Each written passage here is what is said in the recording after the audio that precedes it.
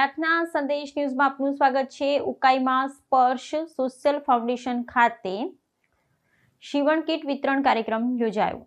આ સ્પર્શ સોશિયલ ફાઉન્ડેશનના પ્રાંગણમાં સીવણ કાર્ય સાથે સંકળાયેલી બહેનોને આત્મનિર્ભર બનાવવા માટે સીવણ કીટ વિતરણ કાર્યક્રમનું આયોજન કરવામાં આવ્યું હતું। કાર્યક્રમમાં પૂર્વ મંત્રી તથા માંડવી વિધાનસભાના ધારાસભ્ય કુંવરજીભાઈ હળપતિ તે સાથે જિલ્લા ઉપપ્રમુખ અશોક ગામી જે મુખ્ય અતિથિ તરીકે ઉપસ્થિત રહ્યા હતા।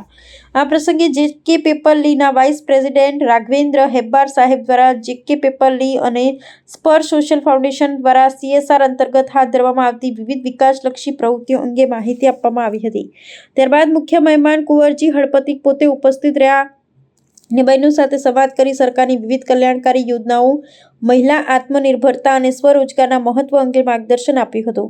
કાર્યક્રમ દરમિયાન આશરે 150 જેટલી બહેનો ઉપસ્થિત રહી હતી, જેમાંથી 100 જેટલી બહેનોને સીવણ કીટનું વિતરણ મહાનુભાવોના હસ્તે કરવામાં આવ્યું હતું।